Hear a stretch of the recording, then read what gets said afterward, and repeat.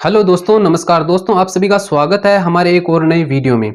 दोस्तों, ये वीडियो रीट 2022 के संबंध में बहुत ही महत्वपूर्ण वीडियो होने वाला है। इसमें हम खास तौर से चर्चा करने वाले हैं जो रीट 2022 का जो एग्जाम पैटर्न है इस बार का, यानी कि जो फर्स्ट पेपर पात्रता परीक्षा और सेकंड पेपर जो मेन एग्जाम है, उन दोनों एग्जाम की कंपैरिजन करके हम ये जानने की कोशिश करेंगे कि दोनों जो एग्जाम पेपर है उनमें कौन से सब्जेक्ट कॉमन है और कौन से डिफरेंट है, ताकि हम तैयारी के दौरान ये समझ सकें कि किस सब्जेक्ट या किस पोर्शन को कितना क्या कुछ टाइम देना है और किस पोर्शन को कितना ज़्यादा पढ़ना है, और साथ साथ में मेन एग्जाम की क्या हम तैयारी कर पाएंगे या नहीं। तो इन सब की हम चर्चा इसमें करने वाले हैं। दोस्तों, ये वीडियो खास इसलिए होने वाला है क्योंकि रीट 2022 के जितने भी साथी हैं उनके दिमाग में यही है कि दोनों एग्जाम की तैयारी है या उनका जो सिलेबस है वो अलग अलग है या उनमें कौन से सब्जेक्ट कॉमन है, ताकि तैयारी एक सही ढंग से यानी रणनीति के तहत अच्छी तैयारी कर पाएंगे। और साथ ही दोनों की तुलना करने से एक इसमें ये फ़ायदा होगा कि कौन से सब्जेक्ट को जो पात्रता परीक्षा में है और मेन एग्जाम में दोनों में तुलना करके पढ़ेंगे, तो साथ ही ये फ़ायदा होगा कि किस सब्जेक्ट में ज़्यादा ध्यान देना है। तो इन सभी की चर्चा इस वीडियो में हम विस्तार से अच्छे ढंग से करने वाले हैं। और आगे नेक्स्ट बात करूं तो इसके बाद हम जो नेक्स्ट थिंग हम सिलेबस, पर्याप्त सफिशिएंट मैटर यानी बुक्स की भी चर्चा इसमें कर लेंगे। और आगे हम जैसे रेगुलरिटी किस प्रकार मेंटेन करें और ऐसी कुछ बातें जो हमारा जो टाइम पीरियड है, टाइम टेबल है, उसकी चर्चा इसमें कर लेंगे। और अन्य काफ़ी बातों की चर्चा है वो नेक्स्ट में कर लेंगे।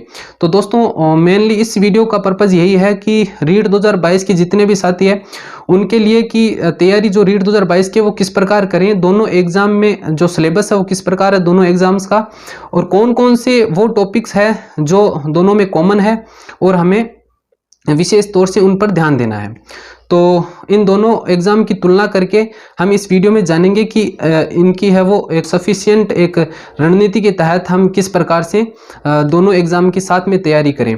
तो दोस्तों, चलिए हम शुरू करते हैं। तो दोस्तों, रीट 2022 के संदर्भ में अगर हम बात करें तो इसमें जो आज हम चर्चा करने वाले हैं कि दोनों एग्जाम की तैयारी किस प्रकार करें, जिसमें एग्जाम पैटर्न की हम बात स्मार्ट स्टडी के सहित हम करने वाले हैं, जिसमें दोनों एग्जाम जो होंगे उसमें जो पैटर्न है उनकी हम तुलना करने वाले हैं, ताकि ये हमारे समझ हो कि दोनों एग्जाम में कौन से कॉमन है और कौन से डिफरेंट सब्जेक्ट हैं, और जिससे हमारी तैयारी के दौरान है वो सहायक हो सके।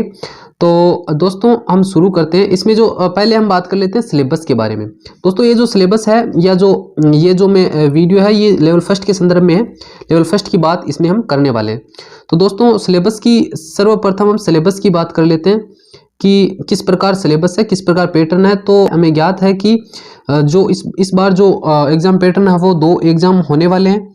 फर्स्ट पेपर जो है वो एक तो अपनी पात्रता परीक्षा और सेकंड जो होगा वो मेन एग्जाम। तो दो एग्जाम होने वाले हैं। इन दोनों के सिलेबस की हम अगर बात करें तो दोस्तों मैं बता दूं कि जो रीट यानी कि पात्रता परीक्षा होने वाली है उसका जो सिलेबस है सेम जो रीट 2021 हुई थी, यानी पीछे की जितने भी रीट के एग्जाम हुए थे उनका सेम ही सिलेबस है वो इस बार रहने वाला है। और जो इसमें जो मेन एग्जाम की सिलेबस की हम बात करने वाले हैं वो अकॉर्डिंग टू जो आरटीआर 2011 और 12 में जो मेन एग्जाम हुए थे उनके सिलेबस के अकॉर्डिंग हम इसमें चर्चा करने वाले हैं। तो इन दोनों जो एग्जाम है उनकी चर्चा इस वीडियो में हम उन दोनों की तुलना इसमें करेंगे। तो हम बात करते हैं। तो दोस्तों, सर्वप्रथम मैं बता दूं आपको कि जो हमारे जो रीट है यानी पात्रता परीक्षा जो होगी उसमें टोटली 5 सब्जेक्ट होने वाले हैं। 5 सब्जेक्ट होंगे, तो आप ध्यान दीजिए 5 सब्जेक्ट होंगे। पहला सब्जेक्ट यानी कि साइकोलॉजी, पहला होगा साइकोलॉजी जो कि 30 अंक का होने वाला है। और दूसरा हिंदी, तीसरा अगर बात करें तो सेकंड लैंग्वेज संस्कृत या इंग्लिश या उर्दू जो भी है इनमें से जो सेकंड लैंग्वेज हो गई। और चौथे की बात करें तो वो ईवीएस, और पांचवा है वो मैथमेटिक्स यानी गणित। तो दोस्तों, ये दो तो लैंग्वेज हो गई और ये साइकोलॉजी और ईवीएस पर्यावरण अध्ययन और गणित। तो ये 5 सब्जेक्ट होने वाले। प्रत्येक सब्जेक्ट है वो 30 अंक का होने वाला है। यहाँ प्रत्येक सब्जेक्ट 30 अंक का होने वाला है, यानी टोटल जो अंक होने वाले हैं वो 150 अंक। ये आप सभी को ज्ञात होना चाहिए। 50 यानी 150 अंक का पेपर होने वाला है, यानी पात्रता परीक्षा इस बार। नेक्स्ट हम बात करें दोस्तों, जो मेन एग्जाम है उसका जो सिलेबस किस प्रकार रहेगा। अगर हम जो आरटीआर 2011 और 12 की बात करें तो उसके अकॉर्डिंग जो मेन एग्जाम का सिलेबस है वो यानी कि एक तरह से जो सामान्य ज्ञान है यानी जीके और करंट जीके, एक तो सामान्य ज्ञान और जो करंट अफेयर जो आने वाला है वो टोटली 60 नंबर का होने वाला है।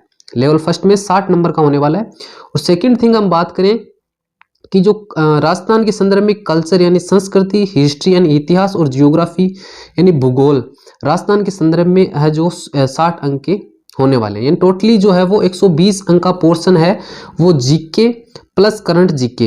राजस्थान के संदर्भ में जीके प्लस करंट जीके का जो पोर्शन है वो 120 अंक का होने वाला है। सबसे ज़्यादा जो वेटेज है वो इसी पोर्शन का होने वाला है, यानी लेवल फर्स्ट के संदर्भ में। नेक्स्ट हम बात करें तो जो इसका जो एक सब्जेक्ट के रूप में होने वाला है वो साइकोलॉजी, जो 7 अंक की आने वाली है मेन एग्जाम में, यानी कि आर्टेड 11 और 12 के अकॉर्डिंग।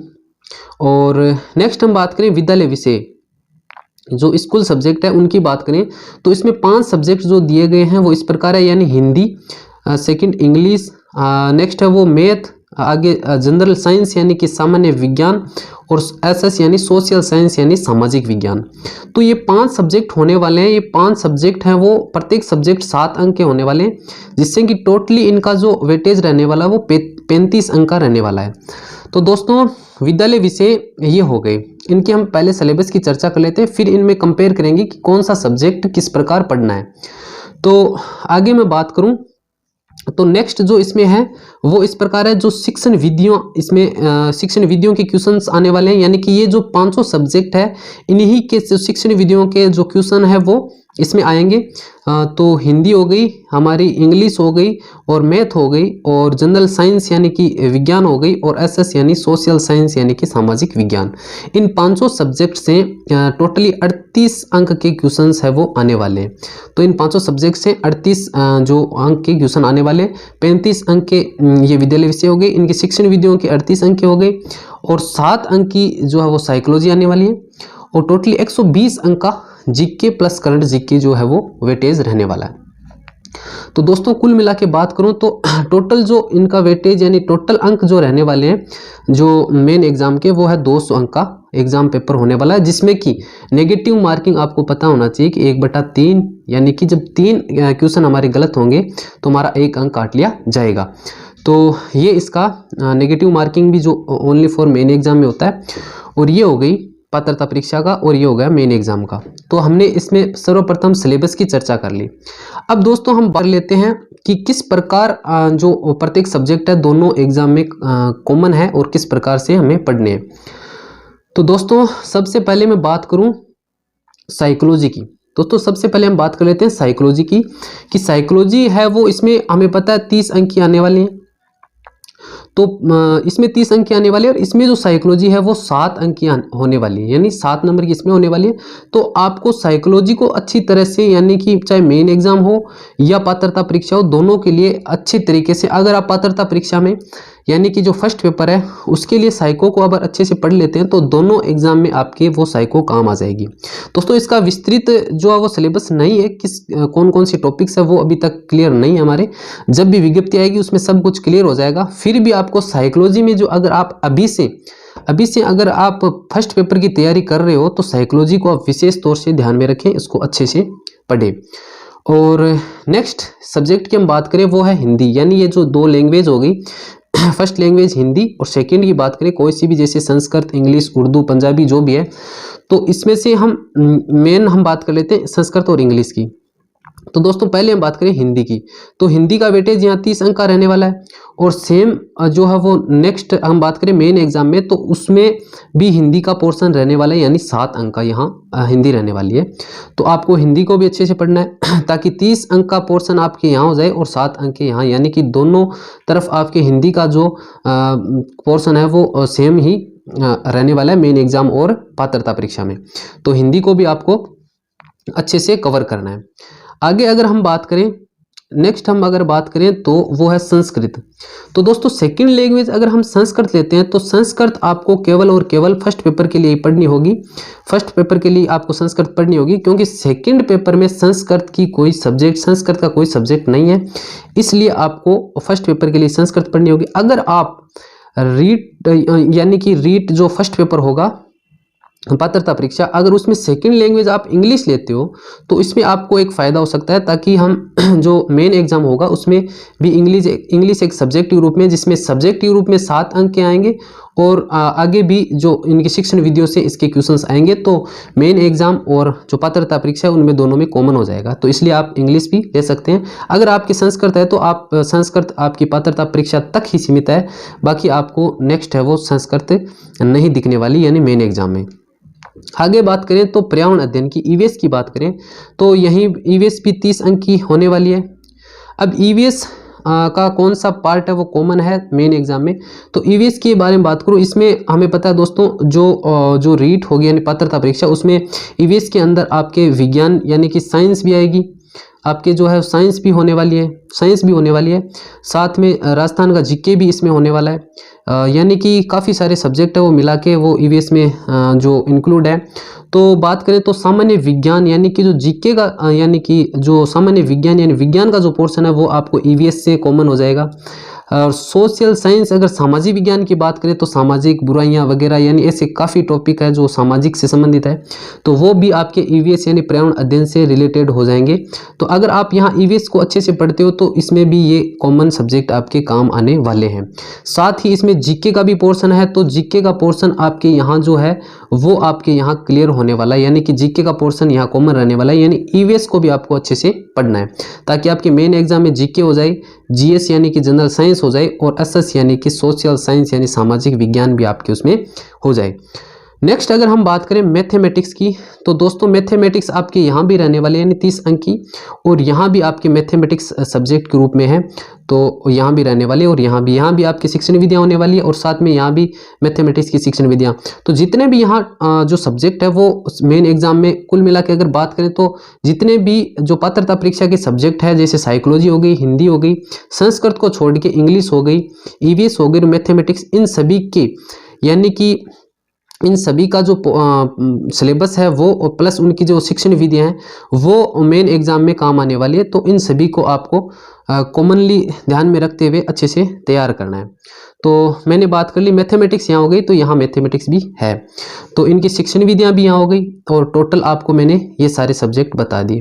तो दोस्तों कुल मिला के बात यही है कि जो फर्स्ट पेपर की अगर हम तैयारी कर रहे हैं, तो उसमें जो है आपको साइको को अच्छे से पढ़ना है, हिंदी भी पढ़ना है, इंग्लिश को भी पढ़ना है अगर आप सेकेंड लैंग्वेज लेते हो तो, या तो आपको नहीं तो आपको संस्कृत पढ़ना होगा, और ईवीएस यानी पर्यावरण अध्ययन को अच्छे से पढ़ना है ताकि आपके जो सामान्य विज्ञान, सामाजिक विज्ञान ये और जीके ये साथ में हो सके, और मैथमेटिक्स तो इसमें है ही। तो इस प्रकार ये सिलेबस कॉमन है, इनमें तुलना हमने की। और अब बात करते हैं करंट अफेयर की। तो दोस्तों एक पोर्शन रह गया इसमें जो करंट अफेयर है, तो इसको अगर आप चाहो तो साथ साथ आप यानी कि इसकी तैयारी के दौरान साथ साथ आप करंट अफेयर का जो पोर्शन है वो आप 1 घंटा ही दो, या आधे घंटा या 1 घंटा, जितना भी हो, आप करंट अफेयर को साथ साथ देते रहें। अभी कोई फिक्स नहीं है कि करंट अफेयर या कोई भी सिलेबस का जो विस्तृत है वो पार्ट हमारे पास है नहीं, यानी विस्तृत विज्ञप्ति आएगी उसमें पता चलेगा किस प्रकार सिलेबस होने वाला, प्रत्येक टॉपिक वाइज किस प्रकार उसमें बिंदु दिए होंगे, जैसे कि अगर साइकोलॉजी है तो उसमें प्रत्येक बिंदु दिए होंगे, हिंदी में दिए हुए होंगे, तो वो सभी अभी क्लियर नहीं है, लेकिन फिर भी आपको करंट अफेयर पर अभी से साथ में ध्यान दे लेना होगा, आप दे सकते हो। बाकी आपको मैंने बता दिया कि साइको आपके दोनों में काम आने वाले हैं, हिंदी भी होने वाली है दोनों में, संस्कृत आपके एक ही में होने वाली है, और इंग्लिश अगर आप लेते हो तो दोनों में काम आएगी, ईवीएस से बता दिया दोनों में काम आएगी, और मैथमेटिक्स भी दोनों में कॉमन रहने वाली है, यानी कि अच्छे से पढ़ना आपको। तो इन सब की हमने चर्चा की। तो दोस्तों फर्स्ट पेपर और सेकंड पेपर का मैटर यही रहने वाला है, आप निश्चिंत होकर बिना किसी द्वंद्व के दोस्तों तैयारी के दौरान, मैं बता दूं रीट 2021 का मेरा अनुभव है जो कुछ भी उसके अकॉर्डिंग मैं बता दूं कि हमारे जो दिमाग में है, अगर तैयारी के दौरान कोई भी द्वंद्व है तो हम अच्छे से तैयारी बिल्कुल नहीं कर पाते, यानी हम सोचते रहते हैं कि किस प्रकार क्या मैटर, कुछ कितना, कौन से सब्जेक्ट को कितना टाइम दे। तो इन सभी द्वंद्व को आपको क्लियर करना है, डाउट को आपको क्लियर रखना है, बिल्कुल भी अपने दिमाग में कोई भी डाउट नहीं रखना है। तो दोस्तों ये बातें मैंने आपके साथ शेयर की, और इसके बाद हम बात करने वाले दोस्तों कि जो नेक्स्ट अगर मैं वीडियो बनाऊंगा, अगर इसमें हम बात नहीं कर पाएँ क्योंकि काफ़ी लंबा हो जाएगा वीडियो, तो इसमें हम बात कर लेंगे सिलेबस के बारे में। जो टोटली सिलेबस होगा उसके बारे में हम इस पर बात कर लेंगे। और पर्याप्त सामग्री यानी सफिशिएंट जो मैटर होगा, बुक्स होगी, यानी जो फर्स्ट पेपर रीड का होगा और सेकंड पेपर होगा, उसके लिए हमें फर्स्ट पेपर के लिए क्योंकि पहले तैयारी करनी है, तो इसके लिए कौन कौन सी बुक्स हमें पढ़नी चाहिए अच्छे से, तो वो मैं आपको बता दूंगा। और पुराने जो पेपर हैं, ओल्ड पेपर, ये तो निश्चित रूप से आपको निकालने। एक तो तैयारी के दौरान सिलेबस और ओल्ड पेपर तो हमारे साथ होने ही चाहिए, ये तो आवश्यक है बहुत ज़्यादा। और आगे मैं बात करूं तो समय सारणी यानी कि हमारा टाइम टेबल किस प्रकार होना चाहिए, इसकी भी हम बात नेक्स्ट कर लेंगे। और नियमितता, रेगुलरिटी हमारे पास होनी चाहिए। तो दोस्तों ये तो बहुत ही ज़्यादा ज़रूरी है, रेगुलरिटी ही हमें सफल बनाती है, तो रेगुलरिटी बहुत ज़्यादा ज़रूरी है। इसकी जो चर्चा है हम आगे कर लेंगे। और नेक्स्ट बात करें तो संतुलित दिमाग, यानी हमारे दिमाग में कोई किसी प्रकार का डाउट नहीं रहना चाहिए। तो इन सभी की चर्चा हम नेक्स्ट वीडियो में कर लेंगे दोस्तों, ये काफ़ी लंबा हो जाएगा, अपलोड में समस्या होगी। और इसमें जो मैं बात करूं तो एग्ज़ाम डेट है, उसकी चर्चा कर लेंगे। सेल्फ स्टडी करें या ऑनलाइन कोर्स या ऑफलाइन कोचिंग करें, इन सभी की चर्चा कर लेंगे। साथ ही सेल फ़ोन है वो उसका यूज़ करें या नहीं करें, काफ़ी साथी पूछ रहे थे लास्ट वीडियोज़ में, तो इनकी चर्चा हम नेक्स्ट वीडियो में एक सेपरेट वीडियो बना के और विस्तृत चर्चा इसमें कर लेंगे। तो दोस्तों आपको बिना किसी द्वंद्व के आपको इस प्रकार से आपको एक स्मार्ट स्टडी के तहत आपको तैयारी करनी चाहिए, ताकि आपको ये नहीं लगे कि बहुत ज़्यादा हार्ड हो गया, 2 पेपर हो गए, ऐसा कुछ नहीं है दोस्तों। आप निश्चिंत होकर अच्छे से अपनी तैयारी को जारी रखिए। तो दोस्तों बस यही कुछ जानकारी थी। और दोस्तों नेक्स्ट वीडियो में हम चर्चा कर लेंगे सिलेबस के बारे में, पर्याप्त सामग्री यानी बुक्स के बारे में, और पुराने पेपर, समय सारणी, नियमितता किस प्रकार मेंटेन करें, इन सभी की चर्चा हम है वो नेक्स्ट वीडियोज़ में करते रहेंगे। तो दोस्तों अगर मेरे द्वारा दी गई ये जानकारी आपको अच्छी लगती है तो इस वीडियो को लाइक ज़रूर करना, और चैनल को जो है वो आप सब्सक्राइब ज़रूर कर लेना, ताकि ये वीडियो है वो अनेक दोस्तों के पास पहुँचे और उन्हें जानकारी से हेल्प हो सके, और मुझे भी मोटिवेशन मिलेगा रीट 2021 की तैयारी की जो भी कुछ अनुभव है मैं आपके साथ शेयर कर सकूं। तो बस यही कुछ था दोस्तों। तो मिलते हैं दोस्तों नेक्स्ट वीडियो में, तब तक के लिए जय हिंद।